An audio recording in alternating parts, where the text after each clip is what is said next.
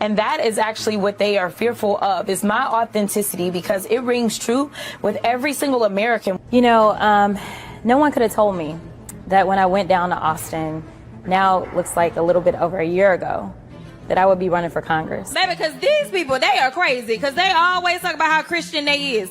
Yeah, I don't know how many of them on that side are getting divorced because they getting caught up sleeping with their co-workers, staffers, interns, all the things. On-campus mailboxes. And at that time, my school hired the Cochran firm. And there was a lawyer who graduated from University of Houston who was assigned to me. You're not. We done picking cotton. We are. You can't pay us enough to find a plantation. I want the American people to know that when you stand up to a bully, you win. Do not back down. Do not bend. And I'm going to be the first one. You and your little friend off of Twitter. Y'all about to find out, all right? But at the end of the day, I am who I am, and I am authentic. No one.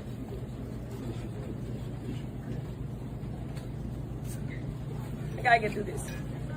6 years ago, no one believed that I could become a state representative. I wanna see you out that door, baby. Bye, bye, bye. Hey, what's up, y'all? What y'all doing?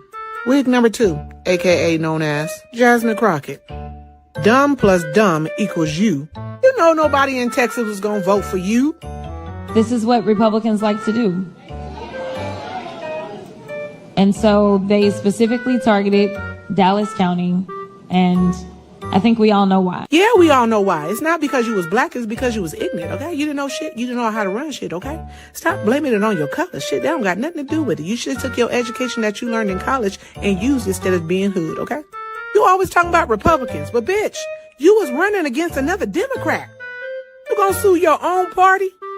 How in the hell you gonna talk racist shit about a state and then think they was gonna vote for you? Girl, every time you came on that stage, you talked about Trump. You talked about how racist he was. You talked about how Texas was racist. And you think somebody was gonna vote for you? You didn't put past no bills. You didn't do no legislation. And you only been in Congress for like 3 years, girl? How you think you was gonna be a senator of Texas? Girl, come on. Just call it what it is. You thought you was gonna be sassy hood and talking loud and cussing all the damn time was gonna get people to vote for you. Girl, we not all like that, okay? You was only talking to a small majority, okay? You talked about black people this, black people that, but you didn't do nothing for them. You wasn't pushing no bills for them. You wasn't doing shit. And don't talk about me because I didn't vote for your ass and was never gonna vote for your ass, okay? All you talked about was racism. Illegal immigrants. Trump is racist. Get him back at Trump. White man is bad. He bad. Letting transformers in the women's bathrooms. So take your ass back to the suburbs where you was born and raised in, okay? You wasn't raised in the hood. You're not ghetto, okay? So stop talking like that. Maybe next time you talk intelligence, the way you went to college and got some education, maybe you talk like that. Maybe you become a Senate one day. But right now, child, your time is over. The moral of the story is, take that wig back to Maxine Waters and tell her that you lost. It's over. Finito. Vanish. Kapoo, kapow. All those things, yeah. If you got any more, add them to them. You're going. Kamala Harris is waiting for you at the bar, okay? She has a dirty martini for you, okay? With 3 olives, shaken, not stirred. I'm going to miss Ratchet Ghetto Jasmine Crockett. She just lost her Senate race to James Tallarico, who is a Christian who hates Christian nationalism, believes that God is non-binary. Both masculine and feminine and everything in between. God is non-binary. Thinks the Bible permits abortion and follows a bunch of adult content creators. He also seems to look as though he is deficient in testosterone, vitamin D, and other essential nutrients that make men, I don't know, not total betas. He looks like he doesn't know who he is. No wife, no husband. He looks maybe a little bit confused. This guy has no idea who he is, which means he probably has no idea why he believes what he does. And, you know, as much as I'm going to miss Jasmine Crockett, every time I think the Democrats can't do worse, they do. So I'm excited. We'll see. I'm the same way. as a former Democrat, I think to myself, the party can't do anything dumber than what they're already doing, right? And when I say the party, I'm talking about the leadership in the Democrat Party. Your average Democrat out there is not a complete and utter idiot like they are. The leadership has lost their damn minds up in Washington, D.C. So, you know how we're going to start off the show tonight, right? We'll get right back to that. But first, thank you for being here. You got many places you could be. You chose to be here with me tonight, and for that, I'm forever grateful. I appreciate it very, very much. A lot of people have been asking, sending messages after Tuesday night show. Doug, what happened to your beard or to your goatee? What are you doing? Okay. In case you didn't follow me on other social media sites like Facebook, for instance, where I explained that, I wanted to grow the entire beard back out again, like I had it a few years ago, for those of you who've been watching the show and remember it back then. And in order to do that, since the goatee was so big and thick, the best way to make it all even come out is just shave it all off and start over. Otherwise, you try and get this to start coming out. Well, this is already here, and you look like some kind of freak in a zoo, all right, in a nuclear part of where Chernobyl was in Russia or Ukraine or wherever the hell that incident happened, and all those animals turned into freaks. All right. And so that's what happened. So I shaved it all off, and now I'm growing it all back. I'm watering it as much as I can. It just doesn't seem to be growing the way that, well, my grass does. Anyhow, thank you for being here tonight. Much appreciated. Jasmine Crockett. So I have been saying for so long, ever since she got elected, Texas, what are you doing? How is it possible that this ghetto bitch from hell managed to get into our Congress? And it's just not her. I mean, there's so many others. And it just baffles me. And I thought she's actually doing Republicans a favor come midterms, because the more she talks, the more things we have that we can show you and get people to realize that this ain't the right candidate. So Representative Jasmine Crockett, Democrat, Texas, is facing criticism from her own members of her party following her loss in the Senate primary. Of course, she's blaming Republicans and gerrymandering and stealing the election. But she wasn't running against a Republican. She was running against another Democrat in a primary. And her district said, we don't want this bitch anymore. Now, hold that thought right there. Okay, we're going to come back to it as to who they chose. Oh my goodness. One of the Congress people following her loss said she ran a effing terrible campaign, except the entire word was used. People who don't understand politics will get upset because Jasmine was their hero, said Democrat Texas Representative Jolyn Jones. But for people who understand politics, Crockett literally had no ground game. Texas State Representative James Talerico defeated Crockett in the state Senate primary on Tuesday, as Democrats work to elect a Democrat senator in the red state for the first time since 1988. And it's not going to happen with the guy that they chose, all right? It's going to stay Republican. And we're going to talk about why here shortly. Jones continued, the L is on her, as in the loser. She ran an effing terrible campaign that many will question if she's running a campaign at all. A Black National Democrat operative told Politico. Crockett's former deputy campaign manager, Carol Ramal, told the outlet the criticism was coming from Monday morning quarterbacks and cited voter suppression, much like Crockett did on Tuesday when she lost.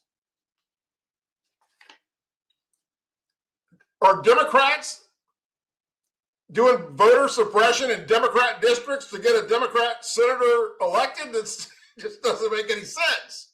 You can't make this up if you tried. This is the most expensive Democrat primary ever in Texas, with the overwhelming majority of those dollars being spent on attacks against the Congresswoman from El Topo Politico. That's not the Republicans' fault. That's the DNC and all those ACT committees. Despite being outspent, she held her own and cited an up-tapped base of support for Democrats with record numbers for the first-time primary voters. There was also the intentional voter suppression of voters in Dallas and Williamson County. Really?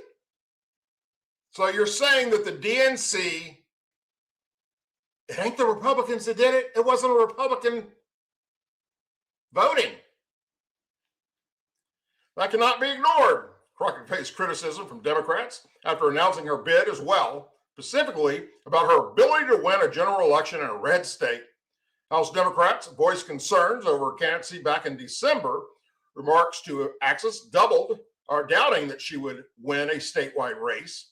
In many ways, she has been and has felt like women on an island, a woman on an island. Stephanie Brown James, co-founder of Collective PAC, told the outlet, even though she has substance, not everybody likes her style, James continued. And I think that sometimes her style is one that's not appealing, especially to the grand old Democrats, whose fighting style is antique and outdated. No, that's not what happened at all. Her style is pretending to be this ghetto hood rat that just likes to spew hatred. And if she's talking in front of a majority white audience, she's all college-educated lawyer type. When she's talking to a predominant black audience, she is a ghetto hood rat. And the Texas people as a whole are not going to vote for that, period, for a Senate position. All right. That being said, who did they vote for? Who's going to replace her to go up against the Republican? And this is how you know that that Senate state's going to stay Republican. Jasmine Crockett is now being forced to consider a career change. Democrat voters chose to move Tallarico through the primaries, who once actually said trans children are made in God's own image and that God is non-binary. God is non-binary. In Genesis 1:26, God speaks of God's self in the plural, saying, "Let us make human beings in our image to be like us." That's the infinite multitude of God, the masculine, the feminine, and everything in between.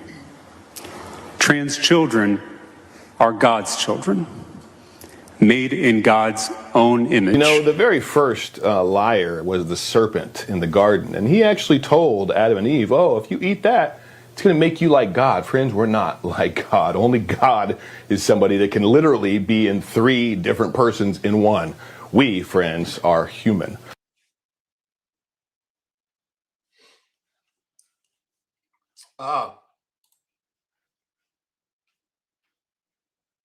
And that's not all. That's just one clip of many that I will be showing you in the future. Not that I need to, because there's not a snowball chance in hell that Texas is going to vote for that freak. They weren't going to vote for Jasmine Crockett. The district picked that guy over her. What's that say about her as a candidate when they picked this other Democrat, who not only is he supposedly a Christian, but it's already been exposed that on social media, he didn't hide who he follows. On his Twitter account, he follows all these X-rated porn stars. That's already been exposed. So at least Texas came through as a whole and said, no, that we're not, Jasmine can't do it. So what's our other opportunity? Let's put this guy up there that we know can't do it either, because that was their only two choices in the primary. And that's where we're going to go at midterms. And it will definitely be a Republican, hands down, no doubt about it. Okay. This should make the liberals and Democrats happy, like joyful. And to be honest, it makes me happy. It's going to make some of you happy. Kristi Noem, the former South Dakota Congresswoman and governor who has led President Donald Trump's Department of Homeland Security in his second term, was ousted from her position today by President Donald Trump when he announced it on Truth Social that he will be nominating Senator Markwayne Mullin, a Republican of Oklahoma, to replace Noem effectively on March 31st. So she has a few more days to clean out her desk and get out of that position. The current secretary, Kristi Noem, who has served us well and has had numerous and spectacular results, especially on the border, will be moving to a special envoy for the Shield of the Americans, our new security initiative in the Western Hemisphere. We are announcing on Saturday in Doral, Florida. I thank Kristi for her service at Homeland. Trump said Mullin has done a tremendous job in Congress and cites his resume as a former undefeated MMA fighter as the only Native American in the Senate. Markwayne is a fantastic advocate for the incredible tribal communities.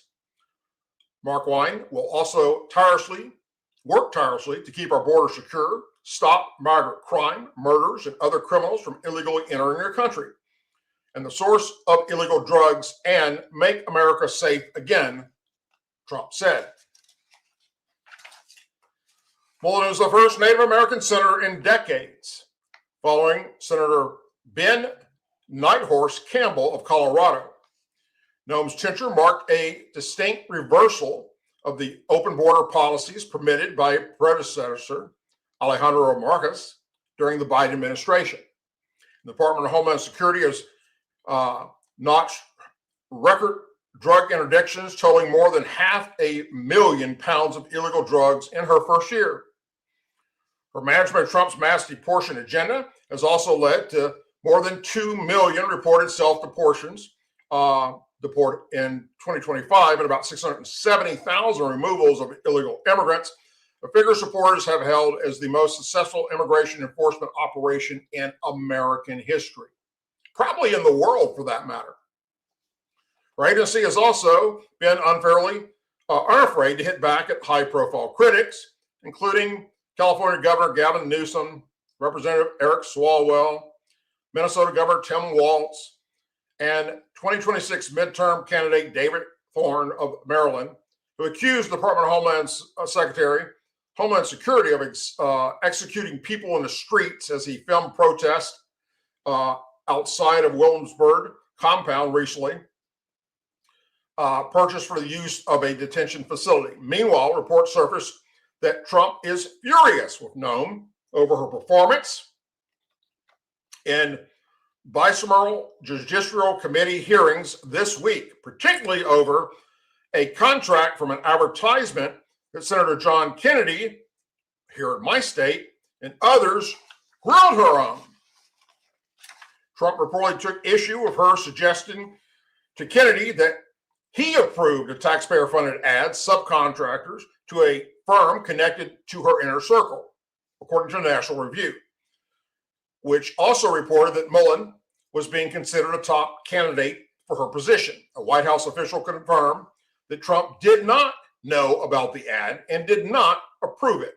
despite her claims to the contrary at those hearings. So that right there was the final straw with Trump. But it was already building. It didn't matter if she would have lied about that campaign act. All right. This is what you have to do in Trump's circle, if you haven't figured this out yet. Trump treats everybody equally. Doesn't matter your political party, doesn't matter your race, doesn't matter your sexual orientation, doesn't matter your religion. None of that matters to Donald Trump. Until, drum roll, you attack him with no merit bullshit.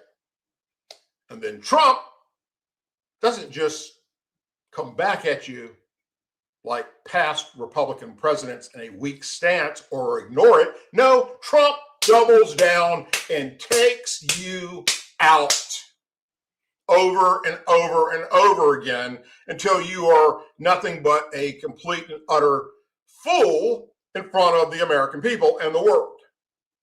That's how Donald Trump plays ball. We watched that leading up to his first term, and then during his first term. We come to expect that from him. The voters liked that from Trump. That was one of the things that got him elected, was he was a nice, wonderful guy. But the moment you turned on him and said something that wasn't true, he was coming after your ass. And he expects those in his administration to be able to do the exact same thing. I.e., when you are in front of Congress testifying and Democrat Congress members are attacking you and Trump and the administration and everything you're doing with saying horrible and mean shit that's not true at all, and you just sit there like a deer in the headlights and take it without getting angry and firing back at their ass, then you're weak in Trump's mind. So I've been watching this happen, going, she ain't the right person because she doesn't have what it takes to stand up to these bullies. And that's what Trump wants in his inner circle, period. All right? Now,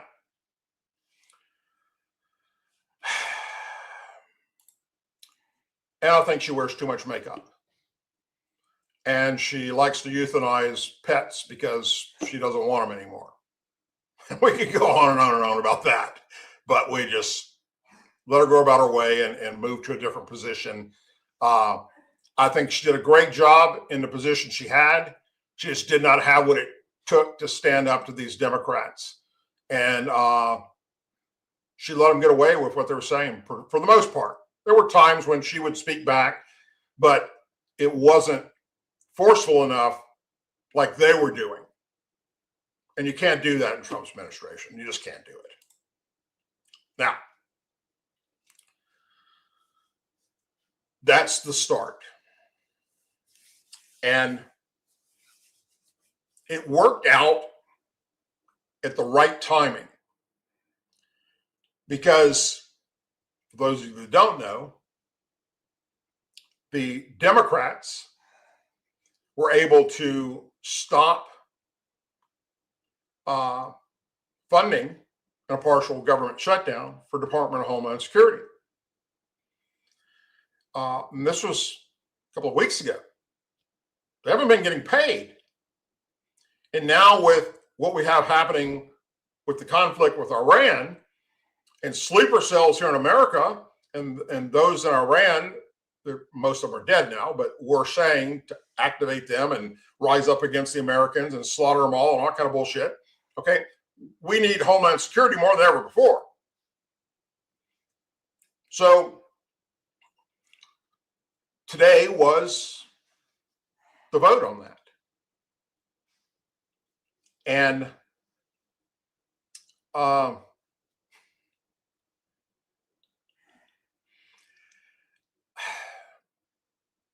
one would think, and that's where we get it wrong. as we try and compare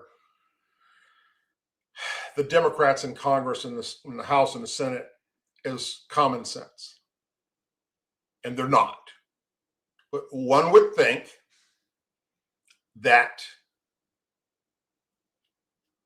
they would understand and look at the overall context of everything that the administration's been doing, Homeland Security's been doing in places like Minnesota and in California, and not listen to the liberals that are spewing nonsense about what ICE agents are doing or not doing. One would think they would grasp that. Now, here's a little secret for you. They do grasp it. They know exactly what's going on. They know exactly that the 2 American citizens that were killed by ICE agents tried to kill the ICE agents first, and it was justified. They know that. But they're trying to rally their base against Donald Trump. They know that the ICE agents aren't going after American citizens. They know that. But they're trying to rally their base. They know why ICE agents are wearing masks. It's because they're being doxxed and their families were being threatened. And all these people out there with cell phones and videoing it, and then trying to find out who they are, and then going and attacking them at their house and their family and shit like that. And they know that. But they make up this false narrative and start spinning it out there that, ICE agents are basically domestic terrorists. They're like the Nazis in World War II during Germany and all that kind of crazy crap. Wearing masks and going and attacking American citizens and putting kids in jail and shooting and killing Americans for no reason at all. I mean, they have spun this into a bunch of BS. And we end up where we're at right now with this quagmire of crap. They're not, I guess there's a difference between ignorance and stupid. They're stupid. They keep trying to go down a rabbit hole that doesn't exist. And then when something changes in that wraparound that they built up,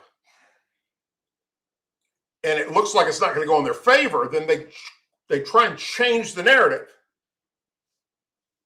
For instance, saying that the only way that Democrats will ever get on board with funding Homeland Security again is if Kristi Noem is removed. ICE agents are unmasked. They don't kill people anymore. They're not treated as regular law enforcement anymore. I mean, they had a whole list of demands of stupid shit that's never going to happen. All right.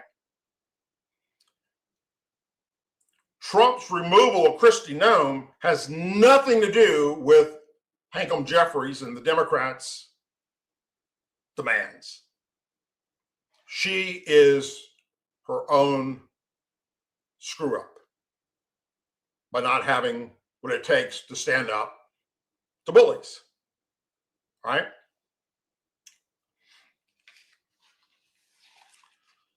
So today it goes to vote, and I watched the whole thing on C-SPAN about the government shutdown. All right? House Democrats largely voted to allow the Department of Homeland Security to stay shut down and to keep it shut down, shrugging off Republicans' concerns about the increased domestic terrorist threat aimed at U.S.-Israeli operations in Iran. It comes hours after President Donald Trump shocked Capitol Hill by ousting Department of Homeland Security Secretary Kristi Noem and appointing Senator Mark Wine-Mullen as the replacement. But that did not stop the vast majority of Democrats from voting against a bipartisan Department of Homeland Security funding bill aimed at funding the cabinet agency through September 30th, the end of the fiscal year. The bill passed the House in a 221 to 209 vote, with all but 4 Republicans voted against it. a significant indicator that Nome's firing is not enough to tip the scales in the ongoing standoff. The Democrats who voted in favor of the funding bill were Representative Henry Kohler, Democrat Texas, Jared Golden, Democrat Maine, Marie Glusenkamp Perez, Democrat Washington, and Don Davis, Democrat North Carolina. Nearly identical legislation already passed in the House in January, but House GOP leaders wanted to force the vote to highlight national security concerns within our borders here at home. While widely symbolic, it shows Republican pressure strategy is falling on deaf ears, and the left continues to protest Donald Trump's strategy to combat illegal immigration. The bill was a product of original bipartisan negotiations that followed the longest ever full government shutdown in U.S. history, which ended in November after 43 days. It would fully fund all aspects of the Department of Homeland Security while also including new guardrails on immigration and customs enforcement, ICE, that Democrats are demanding, like they have to wear body cameras, require different types of training and public engagement and de-escalation, all of which, by the way, they already go through.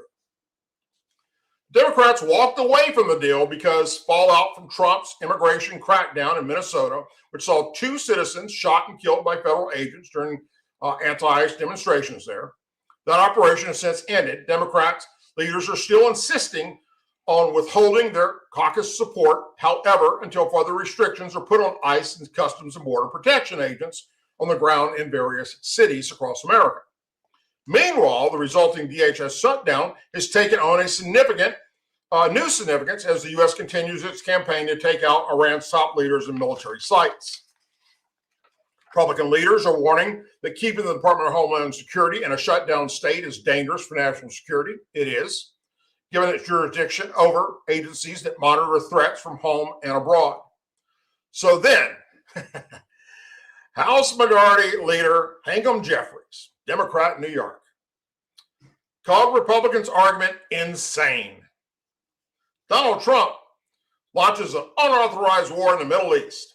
He decides that he wants to spend billions of dollars to bomb Iran, rather than spend taxpayer dollars to lower the grocery bills that are crushing the American people. I guess you don't buy your own groceries, do you? That's only in Democrat states where they tax the shit out of their people. Republicans love the price in our states for groceries and gas and clothing and going to restaurants and everything else. And then he wants to use unauthorized war as an excuse to continue spending taxpayer dollars to brutalize or kill American citizens by continuing to unleash ICE without restrictions on the American people. Jeffrey said, I think it's ridiculous. I think Hunter Biden cut you in on the deal on some of his crack. You should step away from the crack pipe, sir. Then when the vote passed to reopen and fund Homeland Security, and I sat right in my living room and watched him do this live, Hankam Jeffries said, it's only because of Democrats holding firm that Kristi Noem be removed by Trump or else. So he says Democrats won the battle because Republicans caved to their demands and got rid of Kristi Noem, that they're responsible for that. Well, sir, if your statement were true, then 209 Democrats would have voted along with the 4 other Democrats who voted with the Republicans. But instead, 209 voted to keep the government shut down. You're a special kind of stupid, Hankam Jeffries. And one of the many reasons why the Democrat Party is so doomed.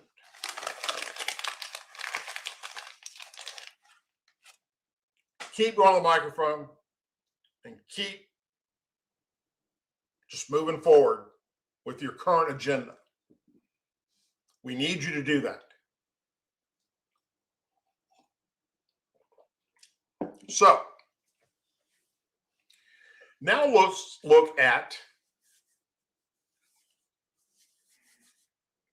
the latest call to action by the Democrat leadership. With midterms approaching, they realize that they're screwed. That there's no way in a snowball's chance in hell that they're going to win the midterms and take back the House or Senate or both for that matter and shut Trump's agenda down. They realize they've lost the black vote, they've lost the Hispanic vote, they've lost the majority of the American people vote. Their only hope, really, aside from what I'm about to share with you, their only hope is that, and this may work, trust me, is that in general, Republicans only get off their dead ass and show up to vote for presidential races, not midterms. Democrats show up more for midterms than presidential elections. So if Republicans come midterms, don't get off their ass and get out there and vote, then it's a good possibility that, yes, Democrats can take back the House or Senate or both. But just to make sure, let's add something to the equation, just in case Republicans do get off their ass. Let's bring out Barack Obama. And let's let Barack Obama preach to our base about Republicans cheating and redistricting and make it sound like it's something that Republicans are doing because of midterms. How can we spin it like that? So I've already been dropping hints for weeks now. So they bring out Obama. Listen closely. Are the cornerstone of our democracy, but right now they are under threat. Over the past year, several Republican-controlled states have taken the unprecedented step of redrawing their congressional maps in the middle of the decade. And they've done it for a simple reason: to give themselves an unfair advantage in the midterms this fall. In April, Virginians can respond by making sure your voting power is not diminished by what Republicans are doing in other states. This amendment gives you the power to level the playing field in the midterms this fall. And voters will have the final say over what the maps look like. This is the responsible thing to do. It's also a temporary measure. After the 2030 census, Virginia will go back to a system that lets a bipartisan redistricting commission redraw the maps. We can't afford 2 more years of unchecked power and zero accountability in Washington. Help us chart a better path forward, Virginia. Early voting begins on March 6th. Election day is April 21st. Vote yes, Virginia. So that was directed to the state of Virginia, which they really, really need for midterms. More of this to come as we get closer for the other races where they need wins in order to take back the House, the Senate, or both parties. So what you just heard Barack Obama say is going to be their drumbeat going into midterms. Basically, he just told you that Republicans are cheating by this redistricting thing. Okay. The practice Obama is referring to is called gerrymandering. It's when political boundaries for a legislative district are drawn in a way that intentionally benefits one political party, group, or incumbent. Now, here are the core facts, not political spin like Barack Obama just did. That the current Democrat leadership in Congress and former Democrat members of Congress and presidents like Obama don't want people to hear. And Obama knows this. He knows that everything he just said was a fucking lie. He knows that. This happens in both parties. Happens in both major parties, and it's legal. Both Democrat and Republican Party have used gerrymandering when they control state legislators. The party that controls the state government during redistricting typically has the most influence. This means the patterns shift over time depending on which party controls more state governments. It happens every census. Every time we have a census, it happens. Doesn't matter who's in charge. The Democrats have done this every time there's a census when they're in power. And they want you to believe it's something brand new that Republicans are just doing. They're cheating. Redistricting occurs every 10 years after the United States Census. Purpose: adjust districts so they have roughly equal populations. Opportunity to manipulation? Yeah. And both parties do it. When new maps are drawn, politicians can legally design districts strategically to benefit them. What's the common strategies? Packing concentration the opposing party voters into a small number of districts they win overwhelmingly. That's how Rashida Tlaib got voted in. That's how Alejandro Mar got voted in. That's how AOC got voted in. You following me here? Who did that? Who did those redistricting? Democrats did when Obama was in charge. Splitting opposing voters across many districts so they never form a majority. Both strategies reduce the other side's seats, even if they have large numbers of voters statewide. And the courts allow this. In Rocho versus Common Cause, the Supreme Court of the United States ruled that partisan gerrymandering claims are politically questions, meaning federal courts generally won't stop partisan gerrymandering. And states can regulate it themselves. However, courts still block maps for racially gerrymandering under the Voter Rights Act of 1965, violations of equal protection rules. Some states removed politicians from the process to reduce gerrymandering. Several states created independent redistricting commissions, including California, Arizona, Michigan, and Colorado. These commissions use citizens or mixed panels instead of legislators to draw up their maps. The overall national advantage changes depending on which states are controlled by which party. It's a very old practice, and it's completely legal. It's not cheating. So the bottom line is, based on facts, redistricting is required and legitimate after each census. Partisan manipulation of districts lines is legal in most cases. Both parties have used it when they control the map, control the House, control the Senate, control the presidency. And some states have reformed the process while others still let the legislations control it. So when you hear Obama or Jasmine, you're out of control Crockett, AOC, Cory Booker, Hankam Jeffries, Rashida Tlaib, Alejandro Mar, and other Democrats and liberal social media keyboard warriors telling you that Republicans and Trump are violating the laws and trying to steal the vote at midterm by redistricting, they are liars. It's not factual information.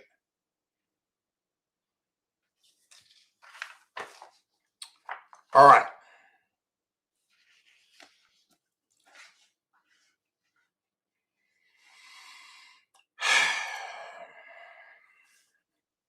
Y'all seen this video? If you haven't, you can look it up. There's many, many clips from different angles from people with that had cell phones at a congressional hearing where you're not allowed to protest.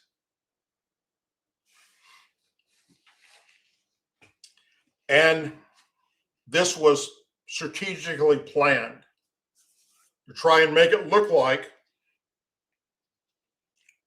Republicans are fascist, Nazi-like. That guy right there, his name is Brian McGinnis. He was in the United States Marine Corps. Something went wrong along the way in his mind and became a far left liberal and is against war. I don't know anybody that's for war, but you have to decide when it's time to go to war and then support the troops. And if it's an unjust type conflict, maybe that's something you should step in and say something about or protest about. Go to the streets with your signs, your bullhorns. But you're not allowed to go into a Senate hearing, a congressional hearing, House, whichever, and disrupt it and stand up and start yelling and making demands like this idiot did. Chaos erupted during a Senate hearing Wednesday when Senator Tim Shaheen, Republican Montana, jumped in to help Capitol Police remove a protester. An encounter that the man claimed injured his hand, claimed they broke his hand. Then it changed to they broke his arm. Video of the incident shows Shaheen, a former Navy SEAL, stepping in as officers struggled to remove Brian McGinnis, a Marine Corps veteran, running as a Green Party candidate for Senate in North Carolina. Shaheen said in a statement that Capitol Police were attempting to remove an unhinged protester from the Armed Services hearing. He was fighting back. I decided to help out and de-escalate the situation, he said. The gentleman came to the Capitol looking for a confrontation, and he got one. And that's exactly what happened. I hope he gets the help he needs without causing further violence. Before the scuffle, McGinnis, in his military uniform, stood up during the Senate Armed Services Committee on the current readiness of the force hearing and started shouting, "America does not want to send its sons and daughters to war for Israel," which is a total lie. Police immediately moved in to remove him from the hearing room, but then he fought back. And being a former Navy SEAL, got a little bit of a leverage on these guys for his training. Two officers attempted to corral him. It wasn't going too well. And you can see that in the videos.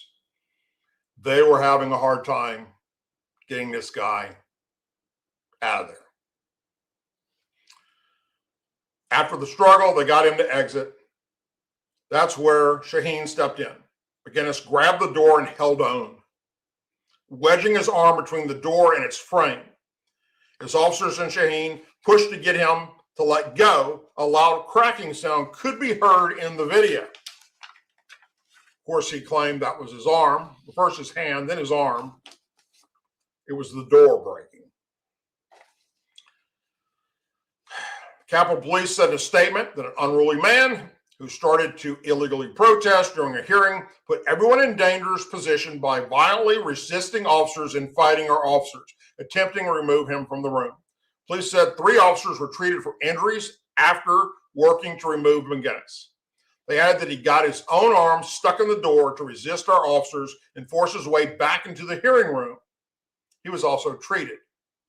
McGinnis faces 3 counts of assault on a police officer, 3 counts of resisting arrest, and a charge of what's called crowding, obstructing and incommoding related to the unlawful demonstration. Protests are not allowed inside the congressional building. That is the law that he violated. no different than any of these other people from Code Pink or whatever fucking liberal organization that stands up in the middle of hearings and starts yelling. Capitol Police swoop in there, grab their ass, and take them out. Most of them don't get arrested. He got arrested because he fought back. There are plenty of other spots on Capitol grounds outside where demonstrations are allowed, which is true. So the Democrats up in Washington, D.C., and the liberals all over social media, especially on the YouTube platform, are all up in arms over this, trying to say that it wasn't justified. Look what they're doing to this Marine. This is fascism. This is horrible. This proves that Trump hates the military. I mean, they spun it into something that it's not. If you just look at a few video clips, the first ones that came out, and you don't see all the other stuff, it just looks like this guy stands up and cops grab him and start forcing him out of the room. And then everything goes chaotic. And that's pretty sad because that's not what happened. If you look at the entire story, you look at everything that's been out there, everything that we know that's factual, this guy is an idiot who did something. And I'd say the same thing to any veteran that's a Republican veteran that would do something like this when Democrats are in charge. Just because you're a veteran, that doesn't make you above the law and allow you to go in and do what he did, and especially resist law enforcement. So I hope he does get the help he needs. I don't know his story. I don't know what he did in the Marine Corps. How long do you know that he really was a Marine? He could have been chaptered out if he was. He could have been disarmed or discharged. I don't know what his record is. I don't know if he ever served in combat. I don't know that if he did serve in combat, he's got PTSD. I have no idea. But they are saying that he was a Marine and he wore that uniform for this photo op to try and prove a point that the liberals want to believe, and that is that Donald Trump hates the military. And so they do stupid shit like that. And that's pretty sad. So speaking of the war,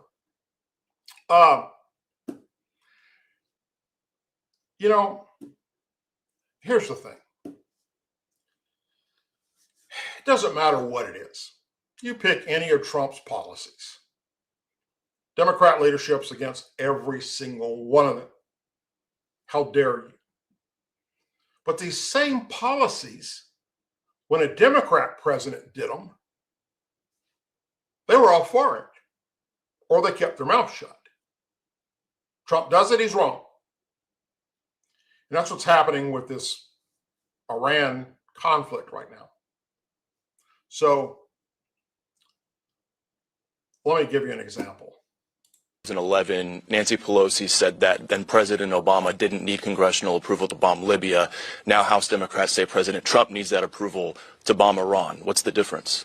Well, obviously, Libya and the circumstances connected to that were very different than the circumstance that we face in Iran right now. I mean, I don't even understand the genesis or basis of that question, not suggesting that you're not asking it in good faith. Libya went on for 7 months. As I've indicated, first of all, was not in Congress at the time. So we're dealing with what we're dealing with right now, which is a catastrophic, endless war, as Donald Trump has characterized it. Madam Leader, you're saying that the president did not need authorization initially and still does not need any authorization from Congress on Libya?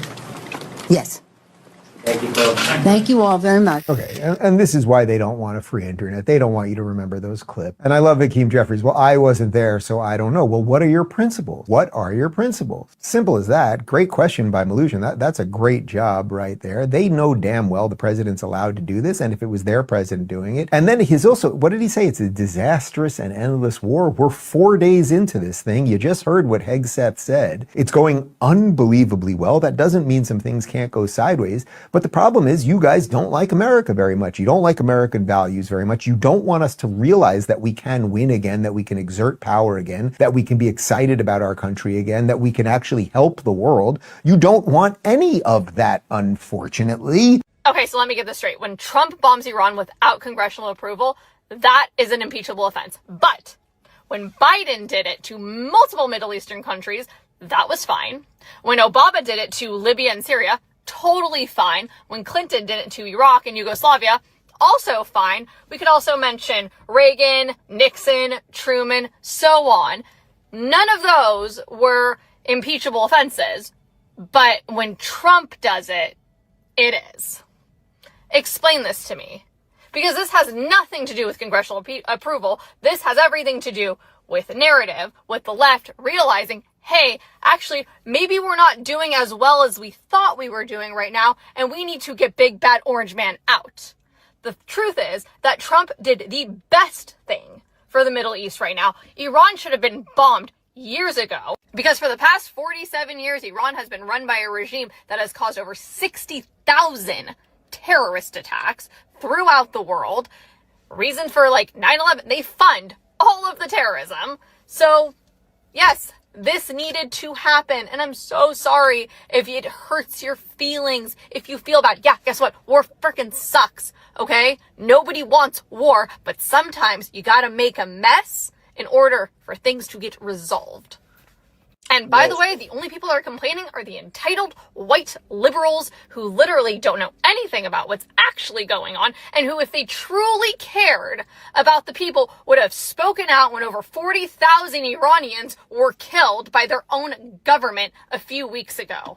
But no, they were silent on that because they're hypocrites and they don't actually care. A word of advice to the Democrats. You are literally making it impossible for me to stay in your crew. Very difficult, and I'll tell you why. You're acting like you don't understand how we got here. We got here because of Jimmy Carter. We got here because of the JCPOA, which gave this regime $100 billion, allowed for them to enrich. We got here because Biden gave them tens of billions of dollars. You act like you don't know, but you know. You are literally, I don't know what you stand for. You don't stand with the people of Venezuela. You don't stand with the people of Ukraine. You definitely don't stand with the people of Iran. You don't stand with the people of Palestine. I don't know who you stand with. You voted through the big blue bill. You were a part of how we got here with ICE. So it's like so confusing because your entire platform is anti-Trump. And I'm not saying I'm pro-Trump. What I'm saying is, what do you believe in? What do you stand for? Tell me. I want to know, because I went to the DNC. It was all anti-business, anti-this, anti-this. What is it pro? What are you standing for at this point? Tell me what you stand for, because I know what the other side stands for. It's very clear, the value proposition, but I do not know what you stand for. And in this moment where you are literally calling for no war, no intervention, you literally didn't ask for the UN to enact the responsibility to protect during a massacre, but you literally don't have any solutions. You have no solutions. None. No solutions. Your entire policy is, we hate Trump. Fine. Your entire policy is Epstein. Okay. How does that help me and my family? How does that help the world? How does that help stop the axis of resistance? How does that stop ICE? Tell me, please. I'm dying to know. They can't. They don't have a message. Their message is orange man's bad. Everything Donald Trump does is wrong. That's their message. We got to get rid of Trump by making up every lie we can possibly think of, throwing everything at the wall possibly in hopes that something sticks. I've been doing this for years now. And finally, Democrats, as you just saw in that clip, are waking up and realizing it and going, what a bunch of idiots. What a bunch of losers. Now, we have midterms this year. Well, let me tell you, folks, if Democrats get out and vote like they do at presidential elections, at midterms, I'm not worried at all. Hands down. It will be a bloodbath for the Democrats. The House will gain more seats, the Senate will gain more seats, and Democrats will just be screwed. And there will be no recovering for years and years from now, if Republicans just get off their ass and go out there and vote at this coming midterms in the areas that, that are up for congressmen and senators and governors and all that kind of stuff. But if they don't, we could very well see losing the House or the Senate. And here's a prime example of why, as long as Republicans get out there and do what they need to do and bring Democrats with you and share videos like mine and other conservatives who are out there on social media that are talking about this and letting you know how nuts the Democrat leadership has become, letting them know the normal family out there that's just, that's a Democrat voter that works for a living and tries to put food on the table and raise their kids, let them know what's coming out of the mouths of the Democrats, then they will come on board with the Republicans, like they're already doing in massive amounts. So here's a prime example of why the Democrat Party is not the party for American values and beliefs and for the American people. Fun fact the media desperately hopes you never put together, because once you do, their entire narrative collapses. Barack Obama's ICE chief was praised and given an award for ICE deportations. Donald Trump's border czar gets called a Nazi, and his ICE agents get compared to the Gestapo.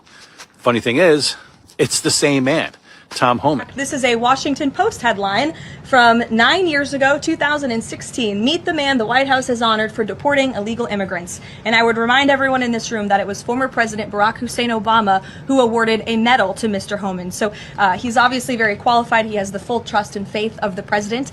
He will continue. And under his leadership, under Obama, ICE deported over 400,000 people in a single year, more than 3 million people total over 8 years. And over half of those were summary removals, meaning no judge, no hearing, no courtroom. And guess what didn't happen? No riots, no mobs blocking agents, no coordinated obstruction, no federal officers attacked, no hotels trashed, no media meltdowns. Now fast forward to today. Same laws, same enforcement authority, same man. So what changed? Not the law, not the policy, not Tom Homan. The narrative changed. Today, ICE operations are happening in over a dozen states, yet somehow this chaos is concentrated in Minnesota. That's not organic, that's organized. Here's another inconvenient truth the media never talks about. Between 2015 and 2021, there were over 50 ICE-related shootings, and at least 50 people died in ICE detention facilities under Obama. You didn't hear outrage then either, did you? Because what we're watching now isn't about compassion, it's not about justice, it's not about human rights. It's manufactured outrage, pure performance. The media, pundits, Democrat politicians, they wind people up, they encourage harassment and obstruction, and the useful idiots fall right in line. After the last decade, you'd think more Americans would recognize when they're being manipulated instead of informed. And once you see it, you can't unsee it. Now, the president says Tom Homan is personally headed to Minnesota to oversee the situation there. He's respected on both sides. I just proved that. So surely this radical left-wing resistance we're seeing will stop, right? Well, I hope so, but I've got my doubts. Let me know your thoughts. The OC has done nothing meaningful in Congress. She's done it all on social media. And she's one of your leading names in who's going to be president. Do you not get this concept of 80-20? She's an 80-20 loser all day long. Why? She is clearly catering to a minority. She's her own version of MAGA. She's looking for an outraged enclave. She's not about the majority. She's not about consensus. She's not about solutions. She wants government to give you everything. She's a socialist in a capitalist society. What are you thinking? Mentioned the Paxton case, and the AGs in many states are very clear about that. They're almost jubilant about being able to use these laws to ban young people from accessing content that could be educational if they are queer. And you're a principal, you have LGBT students in your school, and we also know that they're not receiving sex education for queer kids. We know that prurient interest could be, for many people, the very existence of transgender kids. More and more people are saying there simply are no transgender kids. Realized that some of those fundamental things that I was told about him were just totally false. And there was enough content online where I was almost afraid, but it started with Charlottesville. I was almost afraid to look at it because I'm like, I think I was lied to. And then I saw it. I saw what he said, but then I saw the portrayal. I had originally believed that portrayal until I saw the truth. And then I just started to go down that rabbit hole. So for me, it was an evolution where I was like, I can't believe I'm being lied to by this group of people whose sole responsibility is to hold truth to power. The key word there is truth to power, not your perception or your desires. And I just think that red pilled me, I guess, in a way. The fact, Jesse, the fact you said I had to go down that rabbit hole, like it was a spooky thing, like he's being adventurous, like you were lied to flat out by the media. We know this for decades, but that sums up everything wrong in the media. They lied about Charlottesville and many other things, and takes CEOs like him finally get it. Your thoughts on that? Yeah, the rabbit hole, as if looking for truth and objectivity is as if you're looking up for foreign sites, which the media actually promotes. And we've seen how terrible the media indoctrination has gotten within the past 2 weeks. Right now, they're trying to tell you that law enforcement, well, they're just a bunch of Nazis. So they're encouraging the bulbous brigade of bored suburbanites to go fight ICE and pretend they're in Django Unchained with their minivans, and they're hoping that they either get themselves killed or that they kill conservatives or anyone who's a dissident of the media. But if they get themselves killed in an act of self-defense by law enforcement, they're hoping they can stir up a mob of more wannabe vigilantes to come for the rest of us next. And it's crazy that they've managed to convince an entire population of some quote-unquote objective truth when it's all just been lies for so long. And it also goes to show how easy it is for people to just become one with the mob. Thinking for yourself, it shouldn't be something that's so hard, but it's difficult when, for example, the Media Research Center has been studying how all these big four news quote-unquote news platforms, they compile leftist outlets. So all you're seeing when you go onto Google or when you go onto Yahoo or when you search something in AI, the only news outlets that they're showing you is things like Washington Post, CNN, MSNBC. So it's all BS. It's all BS. That's all it is. And not only is the Democrat Party losing their base, but they're losing their billionaire donors, as you just saw. And how many billionaire friends does he have that have been donating to the DNC? And how many friends do they have? And they have. And it all comes back around in a big full circle. Word gets out there. The truth gets out there. Then the Democrats have no money. So that pretty much sums it up for you. Anyhow, you had many places to be tonight. You chose to be here with me, and for that I'm forever grateful. I thank you very, very much. Whatever you're going to be doing this weekend, please be safe. I plan on taking my mother out tomorrow night to see the new Elvis movie, Epic. I don't know if you've seen it yet or if you're an Elvis fan. I've just seen the clips of it. The trailers, looks like it's going to be really, really good. It's actual real footage that has been lost through the years that they've been able to find and put together and digitally clean it all up and putting together this hour and 40-minute video about Elvis's life. And so that's my plan. And then if the weather's good, we'll probably take the boat out and have some fun.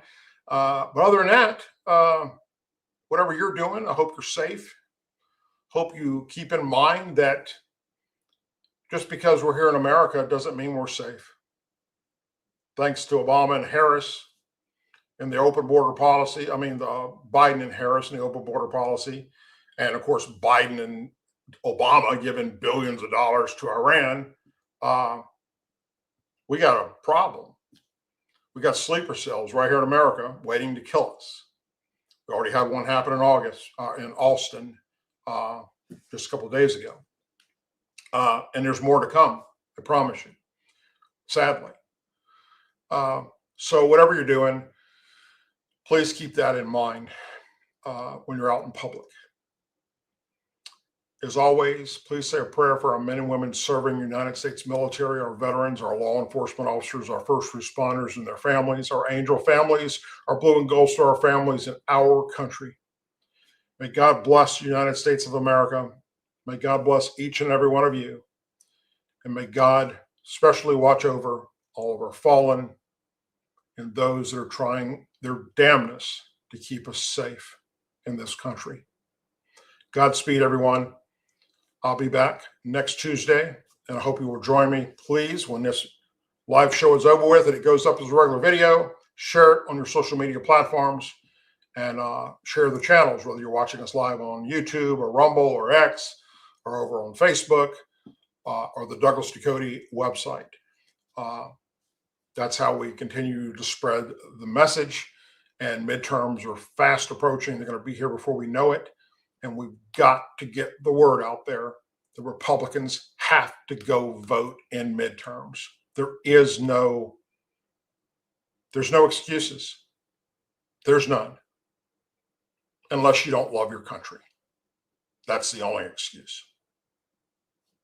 Take care, my friends. God bless you.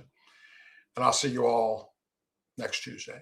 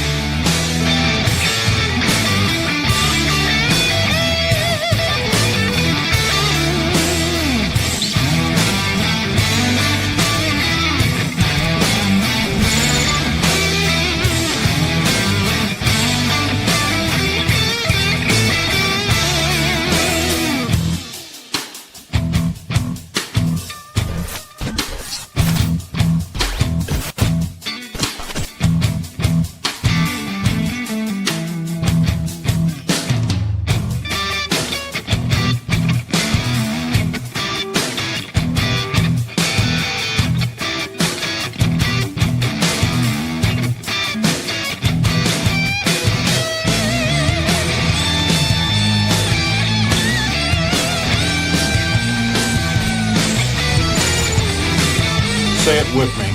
I pledge allegiance to the flag of the United States of America and to the republic for which it stands, one nation, under God, indivisible, with liberty and justice for all.